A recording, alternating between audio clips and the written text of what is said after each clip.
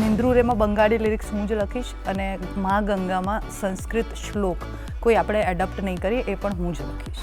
ઓ અમાર સોના ઓ અમાર છાના, પાખીર ખાચાર ગાન આકાશે, હા લાડકડી રૂપાળી ને ઓઢણીઓ ઓઢાડી, હું ઝુલાવું પોઢાડી. સૌરાષ્ટ્રની રસધારની એક કૃતિ છે ગરાસણી. બરાબર. એ બહુ જ મને અત્યારે ગૂઝબમ્સ આવી ગયા એના વિશે વિચારીને. એટલે મને એ થાય છે કે હું એને એક લેખક તરીકે જે ઝવેરચંદ મેઘાણીએ લખ્યું છે એને હું કોઈક રીતે તો એને હું સ્ક્રીન પર લાવું. એક બાળક તરીકે છે ને હું હંમેશા પેલા ખજાના ખોજવાવાળી જે ઘટનાઓ હોય ને એનાથી હું બહુ જ એટ્રેક્ટેડ કે હા ચલો ટ્રેઝર હન્ટ પર જઈશું. તો એવા ટાઈપની કોઈક સ્ટોરી મારા માઇન્ડમાં છે કે ગિરનારની આજુબાજુ એક ટ્રેઝર હન્ટ. માણસ જે બોલવું હોય છે ને એ નથી બોલતો, જે નથી બોલવું હોય છે ને એ બોલતો હોય છે, અને બે લાઇનની વચ્ચે બહુ બધી બિટવીન ધ લાઇન્સ હોય છે. તો એ બધી વસ્તુ તમે સાયકોલોજી જો સમજતા હોય તો તમને એઝ એન એક્ટર એ થોડું ઇઝી પડી જાય. હું એન્ટી કરપ્શન બ્યુરોમાં કામ કરતી હતી તો ત્યારે મેં ઘણા ક્રાઇમ સીન્સ હેન્ડલ કર્યા છે. તો એ વખતે જે કહેવાય ને કે પર્ટિક્યુલર ટાઈપના કેરેક્ટર હોય કે કોઈ ક્રિમિનલ્સના કેરેક્ટર છે તો એ બધી વસ્તુ મેં બહુ ડિટેલમાં સ્ટડી કરી. તો એઝ એન એક્ટર ઘણું મને આવડ્યું રહે. દરિયો ડોલે રે માજમ રાતમાં, એ દરિયો ડોલે રે માજમ રાતમાં, કે ઝૂલે જાણે પારણે મારો વીર રે, મધરાતે માતા રોતા વીરાની દોરી તાણતી. આ શબ્દો છે એક હાલરડાના, જેમાં એક ખારવા કોમ્યુનિટીની સ્ત્રી પોતાના બાળકને ઊંઘાડી રહી છે અને શીખવાડી રહી છે કે તને થોડું આ અનકમ્ફર્ટેબલ લાગશે પણ તું ખારવો છે, તારે આમાં જ ઊંઘવાનું છે. વીજળિયું ઝબકે તો પણ તારે આમ ઊંઘતા શીખવાનું છે. વળી જો બીજા શબ્દ યાદ કરું તો હે જળ કમળ છાંડી જાને બાળા, સ્વામી અમારો જાગશે, જાગશે તને મારશે, મને બાળ હત્યા લાગશે, હે જળ કમળ છાંડી જાને બાળા. આ શબ્દો છે પ્રભાતિયાના કે જે જગાડે છે ઊંઘમાંથી. એ ઊંઘ શારીરિક કે માનસિક બંને કે એક એ આપણે નક્કી કરીએ. પણ મિત્રો આ શબ્દો એ ઊંઘાડે પણ ને જગાડે પણ, એના સૂર પણ અસરકારક છે અને શબ્દો પણ. તો આ શબ્દો જ્યારે કોઈ લખી રહ્યું હોય ત્યારે શબ્દો સુધી કઈ રીતે પહોંચતું હશે, કે પછી એ શબ્દો રચનાકાર સુધી પહોંચતા હશે? આવા વિચાર પણ આવે ને. તો ચાલો આજની સવાર એ આ જવાબને શોધવાના પ્રયત્નમાં કાઢીએ. Good morning Gujarat. આજે આપણને સૌને ગુડ મોર્નિંગ કહેવા માટે આવ્યા છે જતન પંડ્યા. સ્વાગત છે આપનું. જતન એ જાણીતા લિરિસિસ્ટ, રાઇટર અને એક્ટર છે. સ્વાગત છે આપનું ગુડ મોર્નિંગ ગુજરાતમાં. Thank you so much for having મી. અને જ્યારે આ શબ્દોની વાત કરીએ ત્યારે સવારને જો સારા એવા શબ્દોમાં આવકારવી હોય તો એક શબ્દનો જાણકાર કઈ રીતે આવકારશે? સવાર એટલે સવારને ઘણી બધી રીતે આપણે કહી શકીએ કે સવાર થઈ છે. અમુક એક લિટરલ સવાર હોય કે સવારે ઉઠ્યા અને સવાર થઈ. એક જેમ તમે કીધું કે જિંદગીની નવી સવાર હોઈ શકે. તો એ રીતે આપણે સવાર માટે કયા સેન્સમાં જઈએ છીએ એના ઉપરથી આપણે શબ્દો ડિસાઇડ કરીએ છીએ. તમને ગમતું સવારનું સાહિત્ય કયું? સવારનું તમે જેમ કીધું એમ પ્રભાતિયા જ, નરસિંહ મહેતાનો પ્રભાતિયા. વાહ. અને એક જે કહેવાય ને કે ગુડ મોર્નિંગની જે ફીલ હોય છે એ આપણા રૂટેડ કલ્ચરમાંથી જો આવે તો એનાથી વધારે સારું શું હોઈ શકે? યસ. અને એટલે ચલો પ્રભાતિયા તમને ગમે છે, નરસિંહ મહેતા તમે નામ આપ્યું, પણ પછી વાત કરીએ કે તમારી સવાર કેવી હોય છે અને તમારા દિવસની શરૂઆત કેવી હોય છે? લખવાથી જ થાય છે શરૂઆત કે મારા બોડીને ચાર્જ કરીને એક્ટર તરીકે સવાર પડે છે? તમને ગમતી સવાર કઈ? મને ગમતી સવાર છે ને બહુ સ્લો મોર્નિંગ છે. હું આમ સ્લો લાઈફમાં માનું છું. એટલે સૌથી પહેલાં તો ઉઠું, મારી બારીની બહાર આમ સરસ ચકલીઓ બોલતી હોય તો એમના અવાજ સાંભળીને છે ને એક અંદરથી એક મ્યુઝિક તો બહાર આવી જ જાય. એટલે ક્યાંક કંઈક ધૂન મગજમાં હોય અને ક્યાંક કંઈક જ્યારે અરીસામાં જોઈએ ત્યારે એમ થાય કે ઓકે હું એક એક્ટર પણ છું. તો એ રીતે હું બધી વસ્તુઓને વણીને મારો દિવસ ચાલુ કરું છું. પણ હા, સૌથી પહેલાં લખવાનું તો પહેલાં. બરાબર. તો જો સવારમાં લખવાનું એવું તમારું તમે તમારી જાતને આપેલી એક ટાસ્ક હોય છે કે મન થાય તો જ લખવાનું હોય છે કે પ્રોપર શેડ્યુલ ફોલો કરતા હો છો? હું બંને વસ્તુમાં માનું છું. ઇન્ટ્યુશન બહુ જ જરૂરી છે એક ક્રિએટિવ જર્ની માટે, પણ એની સાથે સાથે એક ડિસિપ્લિન પણ હોય છે. હવે આપણે કવિતાઓ આપણા માટે લખતા હોઈએ છીએ, પણ જ્યારે વાત આવે ફિલ્મ માટે લિરિક્સ લખવાની તો ધેર આર ડેડલાઇન્સ. તો એ ડિસિપ્લિન પણ ફોલો કરવું જ એટલું જ જરૂરી છે. તો જ્યારે ડિસિપ્લિન હોય ત્યારે સવારે બેસી અને એક જે લાઇનઅપ ક્રિએટ કર્યો હોય એમાં વણાઈ જવાનું. અને જો એવું કોઈ નીડ ના હોય ડિસિપ્લિનની તો એ જ સ્લો મોર્નિંગ પોતાના વિચારો લખો, એમાંથી કવિતાઓ બનાવો, એવી રીતે કંઈક ચાલતું હોય છે. તો જતનનો કોઈ વિચાર જો અમારી ઓડિયન્સ સુધી પહોંચાડવો હોય સવારનો, તો એ કયો વિચાર હશે? સવારનો અત્યારે હું એક જસ્ટ વિધાઉટ પોએટ્રીવાળો મારો એક થોટ છે, એ હું અત્યારે શેર કરવા માંગીશ કે સવાર છે ને એ ખાલી તમારા શરીરને નથી જગાડતી, સવાર તમારા આત્માને જગાડે છે જો તમે તૈયાર હો તેના માટે. સવારે સૂરજ આપણે ઈચ્છીએ કે ના ઈચ્છીએ, સવારે સૂરજ ઉગવાનો જ છે, પણ જો તમે તૈયાર હશો તો એ કિરણો તમારા અંદર સુધી પહોંચી શકશે. તમારે કરવાનું છે શું? તમારે ખાલી બારી ખોલવાની છે. અને આપણામાંના ઘણા લોકો એ બારી ખોલવા માટે તૈયાર નથી હોતા. અને એ સૂરજ કંઈ પણ તમે એને આપી શકો, કે કોઈ સારા લોકો છે જે તમારી લાઈફમાં આવવા માંગે છે, સારી સિચ્યુએશન્સ છે, પણ આપણે ક્યારેક દરવાજા બંધ કરીને બેઠા હોઈએ છીએ, બારીઓ બંધ કરીને બેઠા હોઈએ છીએ. તો ત્યાં એક મને એવું થાય છે કે સવાર હોય છે ક્યારેક આપણા હાથમાં હોય છે. ચોક્કસ. એટલે આ પોતાનો વિચાર થયો, જેને લખવાની કહેવાની એક અલગ મજા હોય છે, પણ જ્યારે ફિલ્મ હોય એમાં ડેડલાઇન હોય, એવી રીતે જ એક એવો વિચાર પણ હોય જે બીજાએ આપણને આપ્યો છે. એટલે કાઇન્ડ ઓફ સરોગસી જેવી એ ઘટના છે કે બીજાનો વિચાર બીજ એ હું મારી અંદર વાવું છું અને પછી કોઈને જન્મ આપું છું. તો આ બેમાંથી કઈ પ્રોસેસને કેવી રીતે તમે ટેકલ કરતા હોવ છો? મને એવું લાગે છે કે અંડર ધી સ્કાય નેચર સિવાય કંઈ જ ઓરિજિનલ નથી. બાકી બધા જ થોટ્સ છે ને એ ક્યાંકથી આવેલા થોટ્સ છે. હવે આપણે એક લેખક તરીકે હું કોઈ ભાષાનો ઉત્પત્તિ થઈ ગઈ છે ત્યારે હું એમાં લખી શકું છું ને. હું કંઈક વસ્તુને જોઈને, કોઈકનું કામ જોઈને મને કોઈક વિચાર આવે ને. પણ હા, જો હું નેચરથી ઇન્સ્પાયર થાઉં છું તો એ ક્યાંક ઓરિજિનલ થોટ હોઈ શકે. પણ ત્યાં એવું એક કમ્પેરિઝનને હું અવોઇડ કરું છું મારી ક્રિએટિવ જર્નીમાં, કે તમે કોઈ બીજાએ કહી દીધું છે તો હું એ વાત ના કહું, એવું ના હોય. હરેકનો એક પોતાની લાઈફની જર્ની છે, તો હરેકની કહેવાની રીત પણ અલગ હોય છે. તો સરોગસી પણ થઈ શકે. અમુક વખત આપણે કોઈક બીજાના થોટને આપણામાં રોપીએ અને કંઈક અલગ જ ફૂલ આવે એમાં, અલગ જ ફળ આવે એમાં, એવું પણ બની શકે. હા, એટલે આપણે વૃક્ષો પર પણ એક કલમ પદ્ધતિ થતી હોય છે ને, કે જેનાથી કંઈક નવી જ સુગંધ અને નવા જ રંગના પુષ્પો તમને દેખાય. એટલે એ પણ બહુ મજાની વાત છે. પણ જો જતનને અનુસર્જનની તક મળે તો કયા સાહિત્યકારની કઈ સાહિત્ય કૃતિ એ હાથમાં લઈ અને બેસી જાય કે મને તો આના ઉપરથી કંઈક કરવા મળે તો હું કરું? અને પછીનો પ્રશ્ન હું પછી પૂછું. હા, ઓકે. આ બાબતે હું બહુ જ એક્સાઇટેડ છું, કેમ કે છે ને બે વસ્તુઓ મને બહુ જ અંદર સુધી પહેલેથી, જ્યારે મેં કંઈ વિચાર્યું જ નહોતું કે હું આ લાઈનમાં આવીશ, ત્યારથી મારા મગજમાં બહુ ઘર કરી ગઈ છે. એક ઝવેરચંદ મેઘાણીની સૌરાષ્ટ્રની રસધારની એક કૃતિ છે ગરાસણી.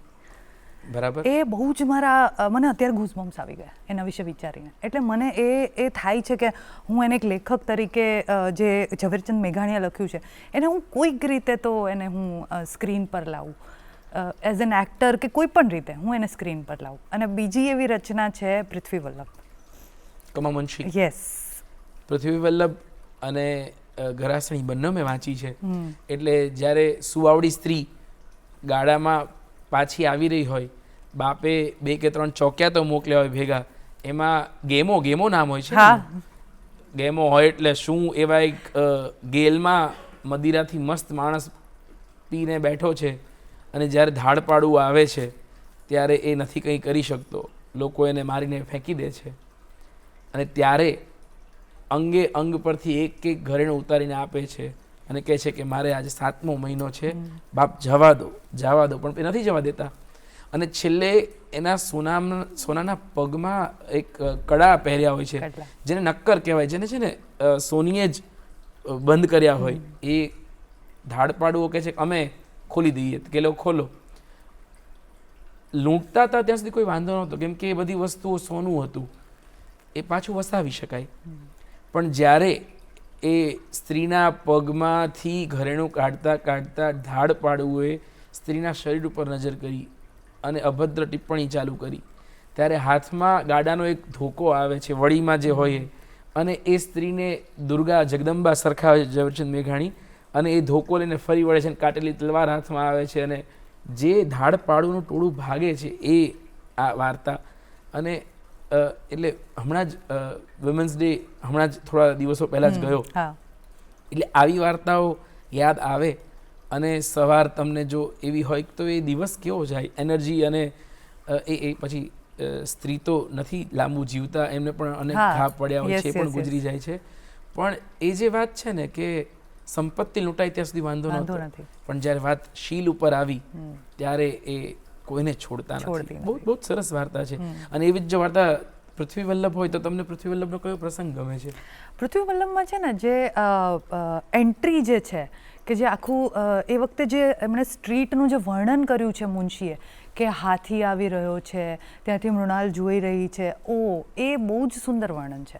એને જોઈને મને એમ થાય કે આ જો સ્ક્રીન પર આવે તો એની એક જો એ તો આપણે એમણે જે લખ્યું છે એ તો આપણે ક્યારેય ઉતારી 100% તો ઉતારી શકવાના જ નથી, પણ જો એની એક સુંદર રચના બનાવવામાં આવે તો એક અલગ. લગભગ બ્લેક એન્ડ વ્હાઇટમાં પૃથ્વી વલ્લભ બની છે.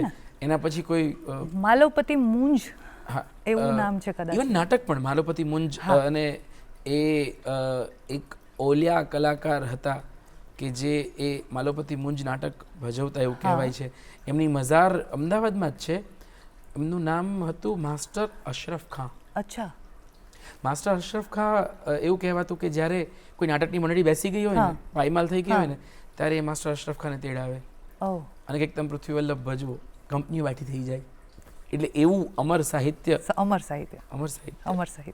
હવે જો આ બંને કૃતિમાંથી કોઈ પાત્ર પસંદ કરવાનું હોય, કેમ કે લેખકની સાથે તમે અભિનેતા પણ છો, તો કયા કયા પાત્ર ભજવવાનું મન થાય? At any day ગરાસણી.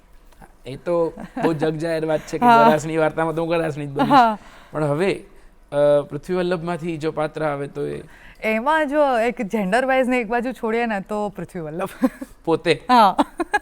પૃથ્વી વલ્લભ ખંચાય તો પૃથ્વી રસાતાળ જાય. બહુ જ સુંદર, બહુ જ સુંદર. પણ જો સ્ત્રી પાત્રની વાત હોય, મૃણાલની વાત હોય, તો તમને મૃણાલની કઈ કઈ કેરેક્ટરિસ્ટિક્સ ગમશે? એનો જે એક કોન્ફિડન્સ છે, એ જે કોન્ફિડન્સ કેરી કરીને જાય છે એના ભયની સામે, અને એ સ્ટ્રીટમાં જે એનું વર્ણન કરેલું છે કે જે ઝરૂખા પર બેસેલી છે અને ત્યારે જે એની મુખાકૃતિ જે વર્ણવી છે, એનો કોન્ફિડન્સ મને બહુ એટ્રેક્ટ કરે છે.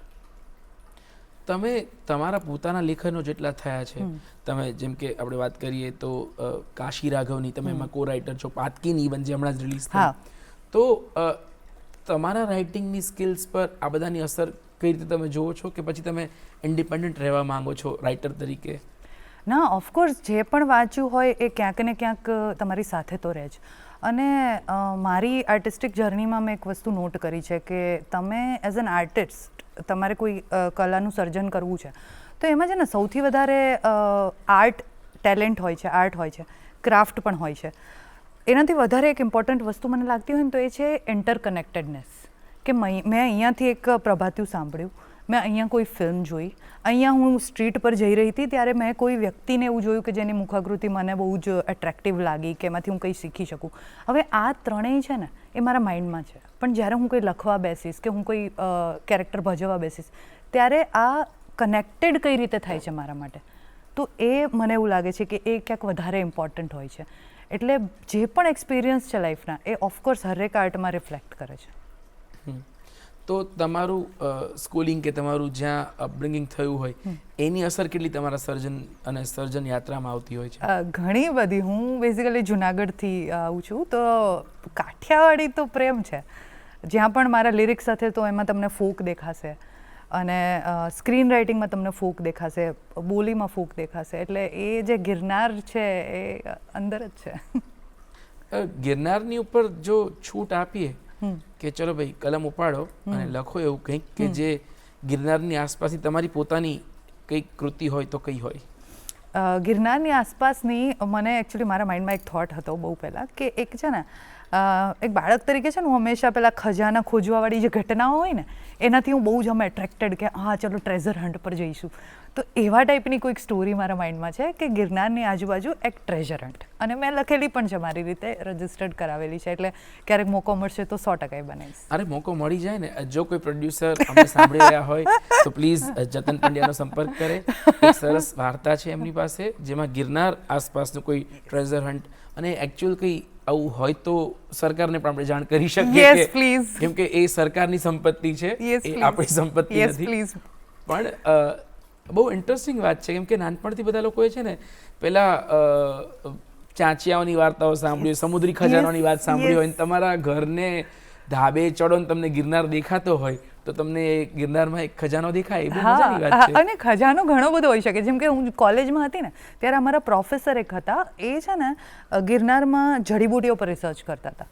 તો એ પણ એક ખજાનો હોઈ શકે કે કોઈ એવી જડીબુટી ત્યાંથી મળે છે કે જે આખો હ્યુમેનિટીનો સિનેરિયો ચેન્જ કરી દે છે.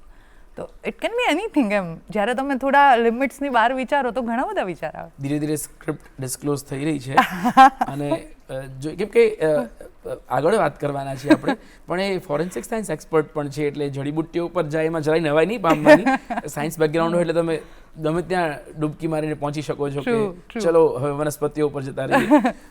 પણ જ્યારે તમે ગિરનારની વાત કરો, ત્યાંના દુહા છંદ હોય, તો મને લાગે છે કે જ્યારે કાશી રાઘવ ફિલ્મ જોઈ તો ઘણા બધા દુહા છંદ પણ એમાં અમને સંભળાતા હતા. તો એ ક્યાંથી કનેક્ટ થયું કે કઈ રીતે લખવાનું મન થયું હશે? કાશી રાઘવમાં જ્યારે અમે લોકો સ્ક્રિપ્ટ લખી રહ્યા હતા ને ત્યારે જ અમારા મગજમાં એવું હતું કે જ્યારે અમુક પાર્ટ આવે છે ફિલ્મનો, એ હું ડિસ્ક્લોઝ નહીં કરું ઓફકોર્સ, જેણે નથી જોઈએ પ્લીઝ થિયેટરમાં જઈને નેક્સ્ટ ટાઈમ જોજો. તો એ અમુક પાર્ટ્સ માટે અમને ખબર જ હતી, મારા ડિરેક્ટર જે છે ધ્રુવ ગોસ્વામી, અમે લોકો સાથે બેસીને લખતા હતા. તો વી હેવ આઈડેન્ટિફાઈડ કે અહીંયા છે ને આ લાગણી છે ને એ ડાયલોગ્સમાં ના જાય, આ લાગણી જે છે ને એ આપણે દોહામાં જ આપીએ, કે એ ફેમિલિયર વોઇસ, એ ફેમિલિયર વર્ડ્સ, અને એટલી જ સિમ્પ્લિસિટીથી એક વાત કહીએ કે જે ડાયલોગ્સમાં કદાચ છે ને બહુ આમ ફોર્માલિટીવાળી ઘટના લાગે. પણ કાશી રાઘવની વાત આપણે જ્યારે નીકળી છે ત્યારે બંગાળી પણ છે સંવાદો, યસ, સોરઠી બોલીના પણ છે. યસ. તો આ બંને લેંગ્વેજીસને બેલેન્સ કઈ રીતે કરી તમે? ડાયલોગ્સની વાત આવે ને તો એમાં જે બી ગુજરાતી પાર્ટ છે અમે લોકોએ લખ્યો છે, અને પછી એના ઉપરથી જે ડાયલોગ્સમાં જે બંગાળી પાર્ટ છે એ મારી એક બહુ જ સારી ફ્રેન્ડ છે અપરાજિતા, એના જોડે અમે ડાયલોગ્સ એના જોડે ટ્રાન્સલેટ કરાવ્યા છે, અને she was available on floor to actors માટે, કે બંગાળીમાં કંઈ બી એમને બોલવામાં, પ્રોનાઉન્સિએશનમાં કંઈ બી જરૂર પડે તો. બરાબર. યસ. બહુ ઇન્ટરેસ્ટિંગ વાતો ચાલી રહી છે કે ફિલ્મની પાછળ કે સ્ક્રિપ્ટ, અને એ સ્ક્રિપ્ટના પણ ઊંડાણમાં ઉતરીએ તો કેવા કેવા ફેક્ટ્સ જાણવા મળે. કેમ કે એમાં અમે લોકોએ અમુક પાત્રો જે ગુજરાતી છે એક્ટર્સ, ઇન્ક્લુડિંગ દિશા ગુજરાતી છે, પણ એણે આખું બંગાળી પાત્ર ભજવ્યું છે, તો બહુ મજા આવે તમને એ જોવાની. તો વધારે આવા ફેક્ટ્સ જાણીશું, પણ હાલ સમય થયો છે વિરામનો.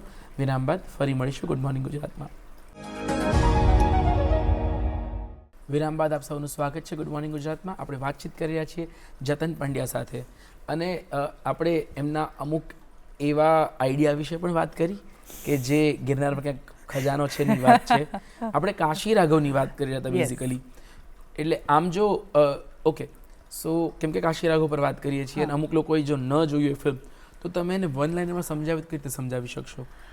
વન લાઇનરમાં એનું એવું કહી શકાય કે એ એક એવી સ્ત્રીની જર્ની છે કે જે પ્રેમમાં ઘણું બધું ગુમાવી દે છે, અને ત્યાંથી એ કઈ રીતે પાછી આવે છે પોતાના રૂટ સુધી, એ જર્ની છે એની. હા, બહુ અંત એનો બહુ જ દુઃખદ છે, અને એ બરબર વાસ્તવિકતા પણ છે. પણ એટલે આપણે વાત કરીએ હતા બંગાળી અને ગુજરાતી કનેક્શનની, તમે કીધું કે ફ્લોર પર પણ રહ્યા હતા, પણ કઈ રીતે, કેમ કે એક ગીત જે દર્શક મિત્રો છે એ બહુ જ સ્વીટ વોઇસ જે આપણને સૌને ગમે છે, રેખા ભારદ્વાજે ગાયું છે એક ગીત, અને એના લિરિસિસ્ટ તમે જ છો. હા. તો કઈ રીતે એ જર્ની રહી? એ પણ બંગાળ અને ગુજરાતને જોડનારી એક અલગ જ કડી છે, એના વિશે કંઈક વાત કરીએ તો. એ જે લિરિસિસ્ટ તમે જે વાત કરો છો એ નિંદ્રુ રે સોંગ છે, કે જે બેઝિકલી એક લોરી છે, અને એમાં જે લિરિક્સ છે ને એ મેં ટ્રાન્સલેટ નથી કરાવ્યા, એ મેં પોતે લખ્યા છે, અને એમાં જ્યાં એક કહેવાય ને કે ગ્રામેટિકલ મિસ્ટેક્સ જે હોય છે એ મેં કરેક્ટ કરાવી છે. બાકી બંગાળીમાં મેં લખ્યું છે પોતે, કેમ કે એમાં છે ને મારી થોડી એવી જીદ હતી કે એક આમાં નિંદ્રુરેમાં બંગાળી લિરિક્સ હું જ લખીશ અને મા ગંગામાં સંસ્કૃત શ્લોક કોઈ આપણે એડપ્ટ નહીં કરીએ એ પણ હું જ લખીશ. અચ્છા. તો આમાં એ હું તમને એક નાનકડી એની લાઈન ચોક્કસથી. સંભળાવું. કેમ કે જ્યારે અલગ ભાષા સાથે કંઈક કામ કરવાનું આવે ને ત્યારે એ ચેલેન્જ હોય, પણ ચેલેન્જ કલાકાર ઉપાડી લે Yes. તો શું પરિણામ આવે છે એ જાણવાની મજા કંઈક અલગ જ છે. હા, તો હવે બંગાળીમાં જ્યારે લિરિક્સ લખવાના આવ્યા અમને ખબર હતી લોરી છે, માં પોતાના બાળક માટે ગાઈ રહી છે. તો એક તો મને એવું હતું કે આ છે ને એક એવી સ્ત્રી ગાઈ રહી છે ને કે જે છે ને એ તમે જો ટ્રેલર જોયું હોય કાશી રાઘવનું તો એમાં એવું છે કે એ એક પ્રોસ્ટિટ્યૂટ છે. તો હવે એક પ્રોસ્ટિટ્યૂટ પોતાના બાળક માટે શું ગાય, બરાબર? અને એક બંગાળી ફ્લેવર મારે જોઈતો હતો. તો ઓફકોર્સ મેં રવિન્દ્રનાથ ટાગોરને સૌથી પહેલાં મેં એમનું કામ હું જે પહેલાં ફોલો કરતી હતી પણ મેં થોડું ડીપમાં રિસર્ચ કર્યું. તો એમની એક પોએટ્રી છે દુઈ પાખી કરીને, કે જે પોએટ્રીમાં એવી વાત છે કે બે પક્ષીઓ છે, એક આકાશમાં ઉડે છે અને એક પાંજરામાં બંધ છે. એ બંનેની લવ સ્ટોરી પર આખી વાત જઈ રહી છે. હવે અહીંયા મને એ પાંજરાનું પક્ષી છે ને એ છોકરીની માં લાગી કે પાંજરાનું પક્ષી છે, પણ એનું બાળક હંમેશા હરેક માં એવું વિચારે કે હું જ્યાં છું ને મારું બાળક મારાથી બહુ આગળ વધવું જોઈએ. તો ત્યારે એને છોકરી માટે ગાય છે કે ઓ અમાર સોના ઓ અમાર છાના. સોના એટલે નાનું બાળકને પ્રેમથી જે આપણે કહીએ વાલી એવું, અને ઓ અમાર છાના, છાના એટલે નાનું પક્ષી. ઓ અમાર સોના ઓ અમાર છાના, પાખીર ખાચાર ગાન આકાશેર. હું એક પાંજરાનું પક્ષી છું પણ મારા ગીતો છે ને એ આકાશના છે. અને પછી ત્યાંથી આપણે આગળ વધીએ છીએ જે ગુજરાતી લિરિક્સ પર જઈએ છીએ. હા લાડકડી રૂપાળી ને ઓઢાણી ઓઢાડી હું ઝુલાવું પોઢાડી. એક બાળકને જે રીતે આપણે પોઢાડવાની વાત છે. પછી એ કહે છે કે હા તું જોજે એ સપના થોડા મારા એ ખપના ને મલક જે હરખમાં, એટલે મારા નસીબના સપના તું જોજે. પછી આપણે બીજા વર્ષમાં આવીએ છીએ. એમાં ફરીથી એક બંગાળી લાઈન આવે છે કે તુમી રોકતે બોરો હોય છો, કે તું લોહી પર મોટી થઈ છે. દેખો તુમી સિંઘેર બચા, તું સિંહનું બાળક છે. તુમી રાજા મુક્ત થાકો પ્રિયો, તું રાજા છે, મુક્ત રહેજે મારી વાલી. અને પછી આગળ એ ગુજરાતીમાં કહે છે કે વાલા કમળની તું કડી હતી કાદવમાં હું ઘણી, મને એક આશા મળી. એટલે એ જે પોતાના બાળક માટે જે વિચારે છે કે હું તો છું કાદવમાં પણ તું છે ને સિંહનું બચ્ચું છે, તું આગળ જજે. એટલે એ અમે લોકોએ ટ્રાય કરી છે એક સુંદર. અને એમાં રેખાજીનો Yes. અને એ થિયેટરમાં તમે હોય ત્યારે તમને એ અલગ જ આખા એન્વાયરમેન્ટમાં લઈ જાય. અને એ જ દીકરી આસપાસની જે ફિલ્મ છે એ જ દીકરી અને ગજબ એ બહુ જ સરસ ફિલ્મ છે. અને એ રીતના તમે એના કો રાઇટર પણ છો. યસ. તો એટલે તમારું રિસર્ચ શું રહ્યું હતું જ્યારે તમે સોનાગાચીની વાત કરો કે એટલે જે લોકોએ બક્ષીને વાંચ્યા હશે એ લોકોએ પણ આ ગલીનો ઉલ્લેખ એમના સાહિત્યમાં ઘણી વખત જોયો હશે કે બક્ષી પણ બંગાળમાં રહ્યા હતા અમુક સમય માટે. તો તમે કઈ રીતે આ બધી વસ્તુથી કનેક્ટ કરી શક્યા? એક તો જ્યારે છે ને જ્યારે જે ફિલ્મના અમારા ડિરેક્ટર છે ધ્રુવ ગોસ્વામી અને એક બીજી અમારી કો રાઇટર છે જાહ્નવી, તો એ લોકોએ એક બેઝિક સ્ટોરી બનાવી રાખી હતી અને એમને થોડો ઘણો આઈડિયા હતો કે આપણે આ બાજુ જઈ રહ્યા છીએ વાર્તામાં. અને પછી હું કો રાઇટર તરીકે એમ થઈ સ્ક્રીન પ્લે અને ડાયલોગ અમે લોકોએ મેં અને ધ્રુવે સાથે લખ્યા. તો એ વખતે અમે લોકોએ રિસર્ચ કર્યું કે ભાઈ એક તો સૌથી પહેલાં આપણું કેરેક્ટર શું છે અને બીજું એનું વર્લ્ડ શું છે. કે ભાઈ કેરેક્ટર છે તો એક પ્રોસ્ટિટ્યૂટ કઈ રીતે વાત કરે. ઓફકોર્સ એની લાઈફ જર્નીથી એની લેંગ્વેજમાં એક રોનેસ હોય, એક રફનેસ હોય કે એ એટલી પોલાઇટલી જેવી રીતે હું વાત કરું છું એ કદાચ એ ના કરે કેમ કે એનું વાતાવરણ એવું છે. પ્લસ જે વાતાવરણ અને વર્લ્ડ બિલ્ડિંગના જે ન્યુઆન્સીસ છે કે ત્યાં કેવા લોકો હોય છે, ત્યાંના લોકો છે એકબીજા સાથે કઈ રીતે કોન્વર્સ કરે છે, એમના ટોપિક્સ શું છે વાતચીતના. તો આ બધી વસ્તુમાં અમે લોકોએ રિસર્ચ કર્યું. મેં પર્સનલી પણ મેં અમુક વિડીયોઝ જોયા, રિયલ વિડીયોઝ કે જે ત્યાંના કોઈ બી ડોક્યુમેન્ટરી ફિલ્મ કરેલી છે તો એમાં એ લોકો કઈ રીતે વાતચીત કરે છે, શું હોય છે, કેવા ન્યુઆન્સીસ હોય છે, એના પરથી અમે લોકોએ આગળ વધ્યા. અને એ ખબર નહીં એ પાત્ર કોણે લખ્યો છે પણ પ્રીતિ દાસે યસ એ રોનેસ અને એ ફ્લેવર બંને પહોંચાડવામાં બહુ સુંદર કર્યું છે હમણાં પ્રીતિમાં. એ કેરેક્ટર અને એ મૂકવાનું જે કારણ શું હોઈ શકે? એક છે ને કેવું હોય કે માણસ ગમે તે કરતો હોય ને ગમે ત્યાં હોય ને એની આસપાસ એક જો મેન્ટર જેવું કેરેક્ટર હોય ને કે જે ગમે ત્યાંથી છે ને તમને એક કંઈક એવું કહેશે કે જેનાથી તમને ક્લિક થશે ને તમને કંઈક રસ્તો મળી જશે એવું કેરેક્ટર એક કાશીની લાઈફમાં એ જે છે એ પ્રીતિ મેમે કર્યું છે. તો એ અમને એ કેરેક્ટર એક રાખવાની એવી લાગતું હતું કે એક એવી જગ્યા છે કે જે બહુ જ ફોરેન ફીલ કરે છે આપણી કાશી. તો ત્યાં કોણ હોય કે જે એનો મોરલ્સ અને સ્પિરિટ્સ અપ કરી શકે. ઓકે, આ વાત તો થઈ ફિલ્મ રાઇટિંગની, પણ થોડું અલગ છે અને થોડું કંઈક તમારે વાર્તામાં ફેરફાર કરવું પડે એવું સ્ટ્રક્ચર જ હોય છે વેબ સિરીઝનું. તો જ્યારે તમે વેબ સિરીઝ લખતા હો ત્યારે તમે તમારા વિચારને બદલો છો ખરા? એના માટે છે ને મેં સૌથી પહેલી મેં ચાલુ જ વેબ સિરીઝથી કર્યું હતું. મત્સ્યવેદ કરીને એક વેબ સિરીઝ મેં લખી હતી. તો એના માટે પણ પહેલાં મેં એવું જ વિચાર્યું હતું કે આને છે ને આપણે કંઈક ફિલ્મ ફોર્મેટ રાખીએ અને આપણે પોતે જ બનાવીશું. એ લગભગ સાથે ગુજરાતીમાં થાય છે એટલે જ હું પ્રશ્ન કરું છું. હા, થાય છે. તમારી ફિલ્મને જ્યારે વેબ સિરીઝમાં લઈ જાઓ ત્યારે કેવું થાય છે? એટલે લાઈક એ થાય છે. તમારે 4-5 ક્લાઇમેક્સ નાખવા પડે કે એપિસોડ ક્લિફ હેંગર્સ કે નેક્સ્ટ સુધી લઈ જાય. તો એ કેવું ચેલેન્જિંગ રહેતું હોય છે? એ રહે છે કેમ કે એમાં કેવું છે જે આપણે એ ડિનાય ના કરી શકીએ કે હરેક એપિસોડમાં આપણે પોતે જોતા હોય તો આપણને એવું થાય કે એપિસોડના એન્ડમાં કંઈક એવું આવે ને કે જેમાં આપણે છે ને નેક્સ્ટ એપિસોડ ટેપ કરી જ દઈએ. તો જ્યારે એ ફિલ્મમાંથી કોઈ વાર્તાને તમે જો એપિસોડિક લઈ જાઓ તો તમારે બસ એ વસ્તુઓ કરવી પડે કે એના થોડા ટુકડા કરવા પડે અને એ ટુકડાને એવી રીતે અણીદાર સજાવવા પડે કે પરફેક્ટલી એકબીજામાં ફિટ પણ થાય અને પહેલો જોવે તો એને બીજા જોયા વગર ચાલે જ નહીં. યસ. એટલે એ થોડા ફેરફારો કરો. તો મત્સ્યવેદની તમે વાત કરો અને જો એ વસ્તુ સમજાવો તો મત્સ્યવેદ વન લાઇનર આપો અને પછી વન એપિસોડિક લાઇનર્સ આપો. તમે કઈ રીતે આખી વાત કન્વે કરી હશે? મત્સ્યવેદ છે ને બહુ એક ક્રેઝી વાર્તા છે કે એક સાયકેટ્રિસ્ટ પાસે એક પેશન્ટ આવે છે અને એવું કહે છે કે ભાઈ મને છે ને બધી વસ્તુ પરફેક્ટ કરવાની બહુ જ તાલાવેલી છે. ઓકે. તો ડૉક્ટર એને પૂછે છે કે ઓકે શું પરફેક્ટ કરવું છે તારે? અને એ વ્યક્તિ એને એવું કહે છે મારે એક પરફેક્ટ મર્ડર કરવું છે. ઓકે.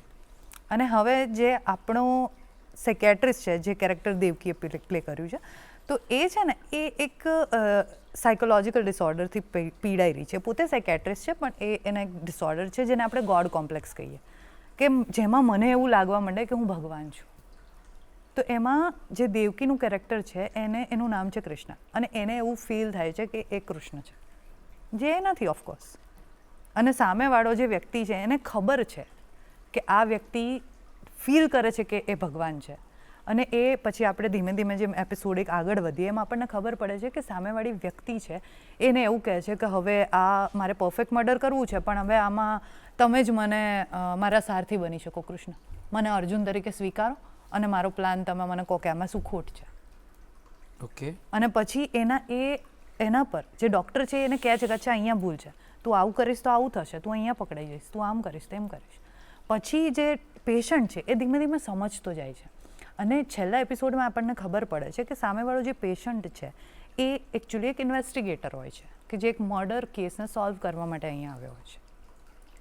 અને પછી શું થાય છે એના માટે તમારે શેમાર ઉપર જોવી પડે. ઓકે, સરસ.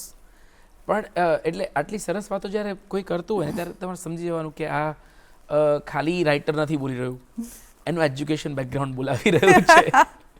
તો આ બધી વસ્તુઓમાં એક ફોરેન્સિક એક્સપર્ટ તરીકેની સ્ટડી કઈ રીતે કામ લાગી હશે?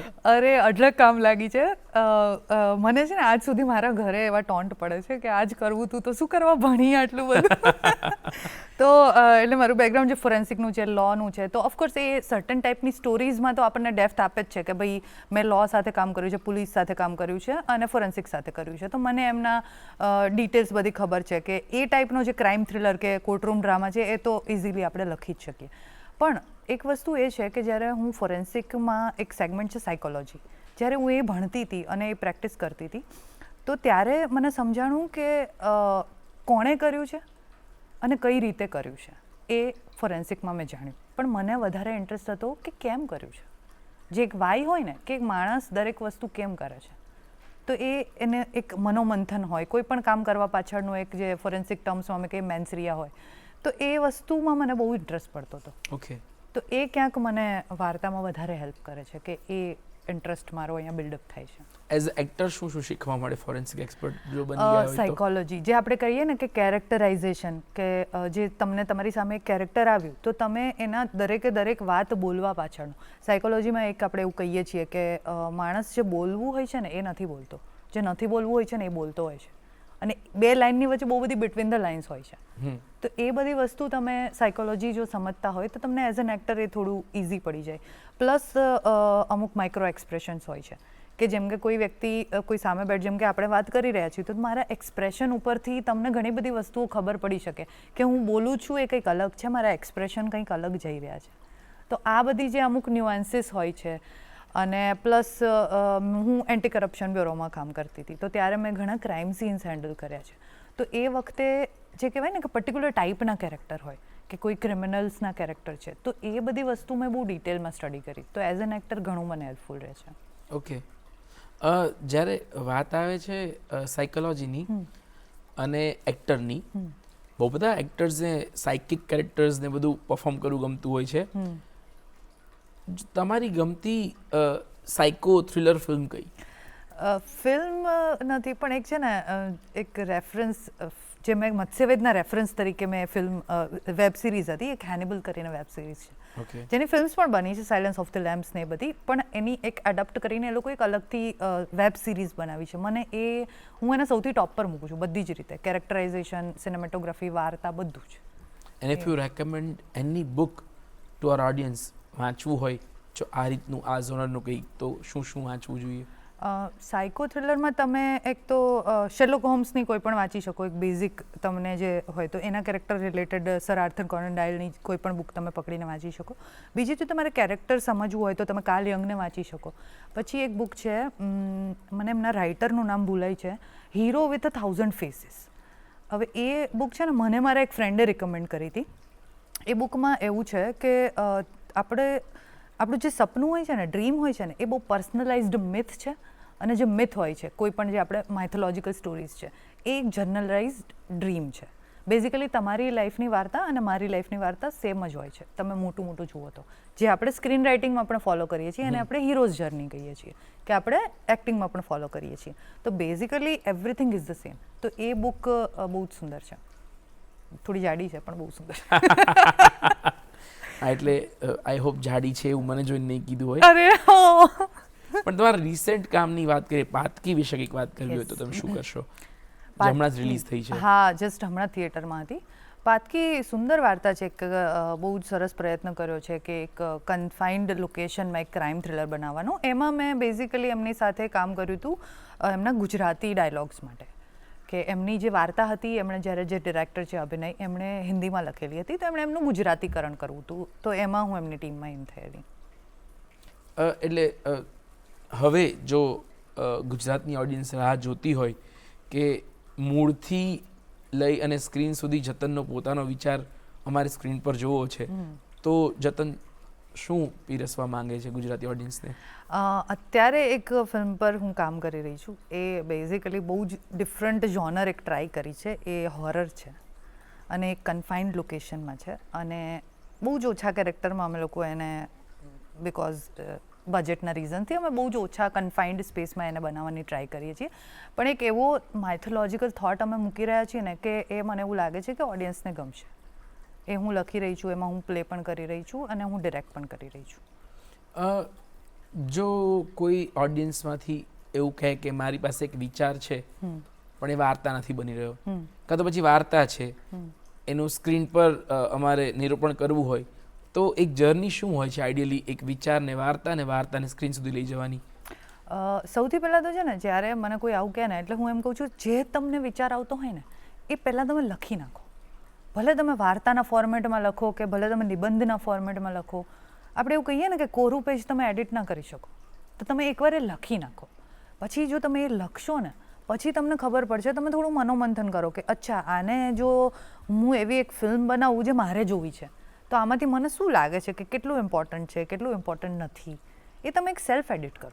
અને પછી જેમ કે હું પોતે સેલ્ફ ટોટ છું, મેં સ્ક્રીન પ્લે લખતા પોતે જ શીખ્યું છે, તો એ રીતે તમે સર્ચ કરો, તમે પોતે શીખો અને બનાવો, બસ લખતા રહો. ઓકે, પણ શરૂઆત ક્યાંથી કરી? લોકો ભૂલથી બહુ ડરતા હોય છે કે ખરાબ લખાશે, લોકો મારું લખેલું જોઈને હસવા માંડશે. તો what is the golden advice to them કે લખવા માટે પોતાની જાતને કઈ રીતે ન રોકવી? સૌથી પહેલાં તો લોકો કોણ છે, વેલિડેશનની નીડ આપણને કેમ છે, લખી નાખો. અને જે તમને એવું લાગે છે કે જે લોકો હસી રહ્યા છે, જો એમણે કંઈક કરીને બેઠા છે તો ઓફકોર્સ એમની કોઈ ડિફરન્ટ જોનર હશે અને તમારી કોઈ ડિફરન્ટ જોનર હશે. બંને વસ્તુ અલગ છે, તો એમના કામ સાથે પોતાને કમ્પેર ના કરો. અને જો એમણે કંઈ નથી કર્યું તો એ ક્વેશ્ચન છે જ નહીં. બરાબર. મને એવું લાગે છે આપણા ફોકસ આપણા તરફ હોવું જોઈએ, વેલિડેશનની બહુ નીડ મને. થોડા સિરિયસ ટોનમાં પણ જતાને વાત તો પેલા વાયરલ એક બેન છે ને, લખવું છે, લખવાથી ડરો છો, નહીં ડરવાનું, આ એ વાળી જ વાત કરી રહ્યા અચ્છા, એવું છે? લોકોથી ડરો છો, લોકો કોણ છે, નહીં ડરવાનું. એટલે એક ટિપિકલ જે આપણી બધાની બીક જે છે, કુછ તો લોગ કહેંગે, લોગો કા કામ હે કહેના, એનાથી બહાર આવી જઈશું તો ઝીરોથી સ્ટાર્ટ કરતા હોય ત્યારે ઓફકોર્સ આ ના વિચારવું જોઈએ. પછી ઓફકોર્સ તમે જ્યારે પૈસા જોઈતા હોય ત્યારે તમે ફાઇનાન્સર અને પ્રોડ્યુસર કેમ કરી શકો છો. યસ, કરવું જ પડે. કરવું જ પડે. પણ એક્ટર તરીકેની તમારી જર્ની જે રહી છે, તમે 31st મૂવીની વાત કરો કે તમે જે પણ મૂવીઝમાં એક્ટ કરતા હો છો, ત્યારે ક્યારે એવું થાય ખરું કે યાર રાઇટરને શીખવાડવા જવા દો, પહેલાં મને આવું કેમ લખ્યું છે, એવું લાઈક કેમ કે you know it's a conflict of two different profiles. તમે રાઇટર પણ છો, તમે એક્ટર પણ છો, તમે લખતી વખતે રાઇટર થવાની ઈચ્છા થાય, આવું થાય ખરું ક્યારે?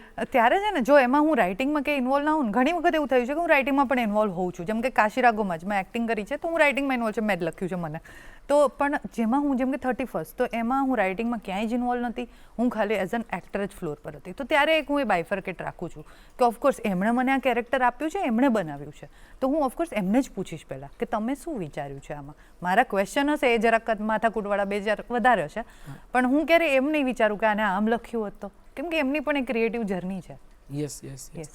પણ આ કોન્ફ્લિક્ટને તમે જુઓ છો કેવી રીતે? તમે ફ્લોર પર જાઓ અને તમારા કોઈ એક્ટર્સ તમને કંઈક, કેમ કે ડાયરેક્ટર સાથે જેટલા કાઉન્ટર થતા હોય એટલા જ રાઇટર સાથે પણ થતા હોય છે કે આ કેમ આવું કરે છે, આ સિચ્યુએશનમાં એ કેમ વોરિયર નથી બનતું, કેમ એ સરેન્ડર થાય છે.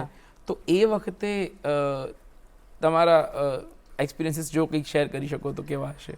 હા, શ્યોર. અમને આ એક્સપિરિયન્સ અમને છે ને મત્સ્યવેદમાં ઘણો થયો કે મત્સ્યવેદ અમે લખતા હતા because it was a complex story. It those two were very complex characters કે બંને ડિસ્ગાઇઝમાં રમી રહ્યા છે. યસ, બંને ડિસ્ગાઇઝમાં રમી રહ્યા છો. તો ત્યારે અમે દેવકી અને માનવ ગોહિલે જે પેશન્ટનું કેરેક્ટર કર્યું છે, તો અમને ઘણા બધા ક્વેશ્ચન્સ, અમે લોકો ઘણી વખત એવું થતું કે સેટ પર અમે લોકો બેસીને ડિસ્કસ કરી રહ્યા છીએ કે એઝ અ રાઇટર મારો આ થોટ હતો, પછી એમને એવું લાગે કે એઝ અ એક્ટર મારો આ થોટ છે, આવું પણ કંઈ થઈ શકે. તો ત્યારે મને એવું લાગે છે જો સમય હોય તો એ ક્રિએટિવલી આપણે એ વસ્તુને કરી શકીએ કે અચ્છા આ સારું લાગે તો આપણે ઓફકોર્સ આ કરીએ, કેમ કે અલ્ટિમેટલી ફિલ્મ સારી બનવી જોઈએ ને. ચોક્કસથી. એટલે ક્રિએટિવ કોન્ફ્લિક્ટ્સ હોવા જરૂરી છે. ઓકે, જરૂરી છે. પણ હા, એમાં એક કહેવાય ને કે આપણે કઈ ફિલ્મ, એક વ્યક્તિ કઈ ફિલ્મ બનાવી રહ્યો છે એ છે ડિરેક્ટર. એને ખબર છે એનું વિઝન શું છે. જ્યાં ડિરેક્ટરનું વિઝન છે ત્યાં બાકી બધા લોકો ઓફકોર્સ ઓપિનિયન આપી શકે, પણ અલ્ટિમેટ તો એમનો જ રૂલ બુક રહેશે. પણ હા, જો એમને વિઝન ના હોય તો ઘણી વખત એવું પણ થતું હોય છે કે આ કોન્ફ્લિક્ટમાં બહુ બધા મેન્ડર થઈ જવાય. પણ આજકાલ મને લાગે છે નોટ ઓનલી ઇન ગુજરાતી, મુંબઈની ફિલ્મો જે બને છે એમાં પણ હોરરની ડિમાન્ડ વધી રહ્યું એવું લાગે છે મને. તો હોરર સ્ટોરીનું રાઇટઅપ કઈ રીતે, લાઈક કેમ કે મને એવું લાગે છે કે અમુક જો સ્ક્રિપ્ટની પાવર કે વિચાર ક્યાંક સહેજ માટે 10 સેકન્ડ માટે પણ જો લૂઝ થાય ને તો ઓડિયન્સ છૂટી જતું હોય છે. તો એવી સિચ્યુએશનમાં આજે જ્યારે રીલ્સ જોવા ટેવાયેલી જનરેશન છે, 30 સેકન્ડથી 40 સેકન્ડ ન આપી શકાય, ત્યારે 1.5 કલાકની ફિલ્મ એ ચેલેન્જ બની રહી છે. તો ત્યારે આવી પ્રકારની જે ફિલ્મો બની રહી છે હોરર ઝોનરની, તો એ વખતે શું ખાસ ધ્યાન રાખવું જોઈએ? હોરરમાં છે ને આપણે છે ને હોરરના પણ ઘણા બધા સેગમેન્ટ છે કે તમે જો હિન્દી ફિલ્મોમાં કે પછી તમે જે બી લેંગ્વેજની ફિલ્મ જોતા હોય તો એક ટાઈમ હતો જ્યારે છે ને જમ્પસ્કેરવાળી હોરર ને ક્રિએચર્સ ને વિયર્ડ મેકઅપ્સ આ બધું ચાલતું હતું. અત્યારે જો તમે જુઓ ને તો આખી એક શિફ્ટ આવી રહી છે જે છે સાયકોલોજીકલ હોરર તરફની, કે રિચ્યુઅલિસ્ટિક હોરર છે, કલ્ટ હોરર છે, કે જેમાં છે ને હોરર એકચ્યુઅલી ધીરે ધીરે બિલ્ડઅપ થાય છે. તમે એવું ના માની શકો કે અચ્છા અહીંથી કંઈક ભૂત આવશે ને હમણાં સ્કેર કરીને. હવે લોકોને એમાં રસ નથી. લોકોને છે ને ભૂતની બેક સ્ટોરીમાંય રસ છે, કેરેક્ટરની બેક સ્ટોરીમાંય રસ છે, અને આ ભૂત આવ્યું તો કેરેક્ટરની લાઈફમાં શું ચેન્જ થયો અને છેલ્લે કેરેક્ટર શું શીખીને નીકળ્યો એમાંય રસ છે. એટલે હવે બધું છે ને એ વાર્તા ડ્રીવન વધારે થઈ રહ્યું છે, જોનર કોઈ પણ હોય. પણ હા, હોરરમાં ચેલેન્જ એ છે કે એ તમારે ટકાવી રાખવું, કેમ કે એ એસ્કેલેટ જ થવું જોઈએ. પહેલી વાર મેં તમને આમ કરીને બીવડાવ્યા તો એ મારે વધારતા જવું પડે. એટલે 10 વખત આનાથી હવે ઓડિયન્સ નથી ડરતું. ના ડરે. પણ જ્યારે તમે હોરરની વાત કરો છો અને તમે આટલા બધા પ્રકારના હોરરના તમે ટાઈપ્સ ઓફ હોરર્સ કહી દીધું, તો ગમતું ભૂત કયું તમારું? કે જેના પર તમને કામ કરવાની ઈચ્છા હોય? ગમતું ભૂત યાર જુનાગઢમાં જન્મેલા વ્યક્તિએ કેટલી લોક વાર્તાઓ સાંભળી હોય. એક છે ને વિયર્ડ ભૂત છે જે મારી ફ્રેન્ડનું બનાવેલું ભૂત છે. હવે એ છે ને નાની હતી તો એ રમતી હતી. પ્રિયંકા અમારી બહુ જ સારી ફ્રેન્ડ છે, તો એ રમતી હતી તો એની મમ્મી કહે કે તારા ઢીંગલીનું નામ શું છે, તો એણે એવું કીધું Palita. I don't know from where she said Palita, એટલે જે આપણે પલિત કહીએ ને ભૂત પલિત, તો પલિતા. તો હવે એ પલિતા છે ને એ મને એમ થાય છે કે એને કંઈક બનાવીએ પલિતાને. ઓકે, એટલે એનાબેલ જેવું કંઈ બનાવવાની નવા જ ટાઈપનું કંઈક આપણે ઇન્વેન્ટ કરી દઈએ. એટલે બહુ બધી વાર્તાઓ અને વિચારો ક્યાંથી આવે તો નક્કી જ નથી હોતું. પણ મે બી એ પલિતા છે એ બહુ ક્લિક થાય એવું નામ છે આ. યસ. અને આઈ ડોન્ટ નો નાને એવું બાળક કઈ રીતે આવા, આઈ ડોન્ટ નો એને કઈ રીતે વિચાર્યું. હા, કેમ કે એક ટાઈમ હતો કે જ્યાં સુધી બાળકોથી બીક લાગે એવી ફિલ્મો બનતી હતી, કેમ કે એમના ઇમેજિનરી ફ્રેન્ડ્સના નામે ઘોસ્ટ ઇન્ટ્રોડ્યુસ થાય અને પછી આખું ઘર કે અચ્છા બાળકને આપણે લાઇટલી લેતા હતા પણ લાઇટલી લેવા જેવી ઘટના છે. મને બહુ બીક લાગે છે બાળકો વાળી હોરરથી પર્સનલી. અચ્છા, એટલે એક ટાઈમ એવો હતો કે જ્યાં સુધી છે ને 6ઠા 7મામાં ભણતો હોઈશ અને નેબર્સમાં બધાના બાળકો હોય અને લોકો એવું કહે કે અમે જરાક આમ જઈએ છીએ, તમે બેસો ને બાળક સૂતું છે. એટલે એ વખતે આ બધી ફિલ્મો જોઈને પછી તમને ડર લાગે કે કઈ રીતે આને હિંચકો નાખીએ છીએ હમણાં ઊભું થઈ હમણાં કંઈક તો થશે, ના જઈશ. સો હોરરમાં લોકો અગેન ઇટ્સ સાયકોલોજી કે લોકો એ વસ્તુ જોઈ કે વાંચી હશે તો ડરશે. પણ જ્યારે તમારે આઉટ ઓફ નોવેર કંઈક નવું કનેક્શન આપવાનું હોય ત્યારે ખાસ શું ધ્યાન રાખવું? જેમ કે પલિતાને મારે એસ્ટાબ્લિશ કરવી હોય તો હું કઈ રીતે ધ્યાન રાખું? એમાં છે ને એનું એક સારું એક્ઝામ્પલ હું તમને આપું ને તો એક તુંબાડ કરીને ફિલ્મ છે, બરાબર? તો હવે એ લોકો એક કલ્ટ ફિલ્મ કેમ બની? કેમ કે એ લોકો છે ને એક પોતાની એક સ્ટોરી બનાવી. એ સ્ટોરી તમને સ્ટાર્ટિંગમાં પીરસી કે ભાઈ એક આવું છે, બરાબર? કે હવે પલિતા કોઈ છે તો પલિતાની હું એક સ્ટોરી કહી દઉં કે પલિતા અહીંથી એનું ઓરિજિન થયું છે, કે ભાઈ પલિતા કદાચ એવું હોય કે પલિતા હંમેશાથી અહીંયા હતી જ, એને કોઈએ ક્યારે જોઈ જ નથી. પછી હું શું કરું છું કે પછી હું એક એવું વર્લ્ડ બિલ્ડિંગ આપું છું ને કે જેમાં ઓડિયન્સ તરત 5 જ મિનિટમાં ઇન થઈ જાય. પછી બોલો ને તમે ગમે તે એકદમ ડ્રેગન્સ આવતા એમાં, પણ વર્લ્ડ તમે એટલું કડક બનાવો ને કે લોકો એમાં બિલીવ કરે. બીજું, તમે રેફરન્સીસ આપણી માઇથોલોજીમાંથી ઘણા લઈ શકો કે ઘણી એવી જસ્ટ હોરરમાં નહીં બીજી બી જોનરમાં કે ઘણી એવી વાર્તા છે જે તમે વાંચશો ને તો તમને ખબર પડશે કે અચ્છા આ કંઈક હોઈ શકે, આમાંથી ભલે હું આ ના ઉપાડું પણ મને એવો કંઈક બીજો થોટ આવી શકે કે આના જેવું કંઈક બને. તો એવી રીતે પલિતાનું એક વર્લ્ડ આપણે એસ્ટાબ્લિશ કરી કે પલિતા ક્યાં રહે છે. So maybe what you're trying to say is the color palettes, the costumes, the creature is not scary. No. The scary thing is any backstory કે એનું માનવું કે એનું બિલીવ. વિલન ક્યારે પણ હોય ને, એ કોઈ પણ જો માણસ પોતાના માટે વિલન હોઈ શકે. આપણને કેમ જોકર બહુ જ પેલો ફેસિનેટિંગ લાગે છે, થેનોસ ફેસિનેટિંગ લાગે છે, કેમ કે વિલન જે હોય છે ને એ ક્યારેય ખોટો જ હોય એવું જરૂરી નથી હોતું. વિલન ત્યારે જ પાવરફુલ છે જ્યારે એ સાચો છે પણ એનું કામ કરવાની રીત ખોટી છે. થેનોસ વોઝ રાઇટ, પોપ્યુલેશન વધી રહી છે પણ એ આ જે કર્યું એ ખોટું હતું. ભાઈ તું રેન્ડમલી પબ્લિકને ગાયબ ના કરી શકે, તારો થોટ સાચો છે. તો એવું બની શકે કે આપણી પલિતા છે તો એનો કંઈ થોટ સાચો છે કે ભાઈ આ ના થવું જોઈએ દુનિયામાં અને માણસો આ બાજુ જઈ રહ્યા છે, તો દેટ ઇઝ રોંગ. પણ એ જે રીતે માણસોને મારે છે કે વોટ એવર જે બી એ કરતી હોય એ ખોટું છે. એટલે ઓકે, સો વિલનનો પણ એક એવો એંગલ પણ બતાવવો જરૂરી છે કે જે થોડો વ્હાઇટિશ છે કે ગ્રેઇશ છે કે પોસિબલી કંઈક તથ્ય તો ત્યાં પણ. માણસને જો આપણે આજે બેઠા છીએ તો આપણા વિચારો હોય આપણને સાચા જ લાગતા હોય.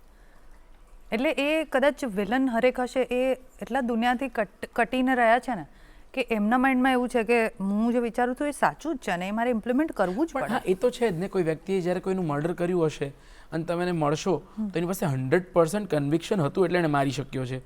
એણે પોતાની જાતને કન્વિન્સ કરી હશે પછી એ ક્રાઇમ કમિટ થયું હશે. ક્રાઇમ આપણા માટે છે પણ એની પાસે કોઈ વાર્તા હશે.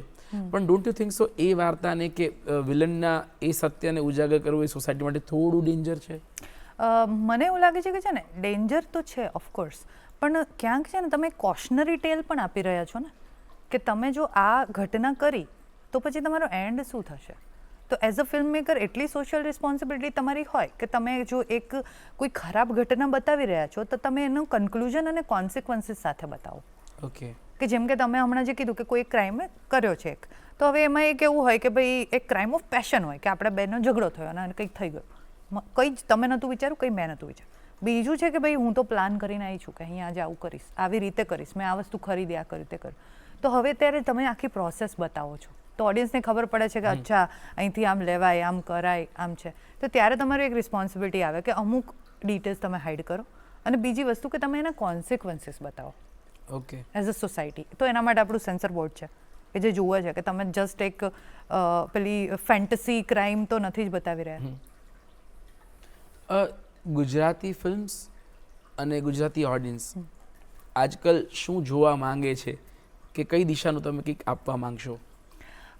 મને ઓડિયન્સનું, હું જે રીતે થિયેટર ગોઈંગ ઓડિયન્સનું જોઉં છું, તો ઘણા બધા લોકો જે ડ્રામાને ઓલરેડી પસંદ કરી રહ્યા છે, કોમેડીને પસંદ કરી રહ્યા છે, પણ એની સાથે સાથે અમુક અલગ ટાઈપની જોનર જે એક્સપેરિમેન્ટ કર્યું હોય, કે જેમ કે વશનું આપણે બધાને ખબર જ છે કે બહુ જ સક્સેસફુલ ગઈ છે. ભ્રમ કરીને એક ફિલ્મ હતી, પછી મારા એક ફ્રેન્ડની ફિલ્મ છે કારખાનું કરીને, એ પણ સારી, પાર્થની ફિલ્મ, એ પણ બહુ સારી રહી હતી. તો એ લોકો બધા એક્સપેરિમેન્ટ કરી રહ્યા છે, અને ઓડિયન્સ છે બહુ સ્માર્ટ છે, એ ઘરે નેટફ્લિક્સ જોવે છે, એમને ખબર છે. તો તમે જરાય મેકર તરીકે ઓડિયન્સને એવું ના વિચારો કે એમને ખાલી હસવું જ છે. ના, એવા ઘણા લોકો છે કે જેને સ્માર્ટ સ્ટોરી જોઈ, જેમ કે પાતકી હતી, તો ઘણા લોકોએ જોઈને મને કીધું. Kashi Raghav, it was a very dark film, પણ આવીને એમણે કીધું કે ના યાર ગજબ છે, વાત સાચી છે. તો ઓડિયન્સ જોવા માંગે છે બધું. હોરર કોમેડી ઝોનર વિશે તમારું શું કહેવું છે? કે તમે કારખાનું નામ લીધું, કારખાનું બહુ જ સારી ફિલ્મ હતી, હોય ના નહીં પાડું, એમાં બહુ સારા સારા એક્ટર્સ એમાં કામ કર્યું છે. તો તમારું એના માટે શું કહેવું છે? સુંદર ફિલ્મ હતી. એમણે જે ફિલ્મની સાથે ફિલ્મ મેકિંગ પણ બતાવ્યું ને, તો એ મને જોવાની બહુ મજા, બહુ જ સરસ એમનો એફર્ટ હતો એ રીતે. સો હોરર કોમેડીની ડિમાન્ડ વધી રહી છે કે તમારે લખવાની ઈચ્છા થાય ખરું? હોરર કોમેડી ઓફકોર્સ, કોમેડી છે ને મને બહુ ફેસિનેટિંગ લાગે છે, કેમ કે મને એવું લાગે લખવામાં અને એક્ટ કરવામાં comedy is the hardest part, કેમ કે તે ટાઈમિંગ જોઈએ. ત્યાં તમે ઓડિયન્સ પર ખાલી બેકગ્રાઉન્ડ મ્યુઝિક નાખીને ઓડિયન્સ પર છોડી ના શકો, ક્યાં હસી લેશે. બાકી બધામાં કેવું હોય કે અમુક વખત બેકગ્રાઉન્ડ મ્યુઝિક બહુ સજેસ્ટિવ હોય, કે અહીંયા મારે રડાવાવાળો સીન છે ને, તો પહેલાં તમારું બેકગ્રાઉન્ડ મ્યુઝિક આવી જશે, જે ઓડિયન્સને સબકોન્શિયસલી કહેશે કે ભાઈ રોવાનું છે. પણ કોમેડીમાં એ પોસિબલ નથી, પંચલાઇન લેન્ડ થવી જોઈએ. તો એ મને બહુ જ એક સરસ એક્સપેરિમેન્ટ લાગે છે. ક્યાં વાત હે, વાહ, ખૂબ આનંદ થયો વાત કરીને, એક અલગ પ્રકારની સવારની અનુભૂતિ લાગી આ. So thank you very much, તમારો ખૂબ ખૂબ આભાર કે તમે અહીં આવ્યા અને તમે તમારા વિચારો રજૂ કર્યા. તો દૂરદર્શન વતી જતન પંડ્યાનો આપણે સૌ ખૂબ ખૂબ આભાર વ્યક્ત કરીએ છીએ.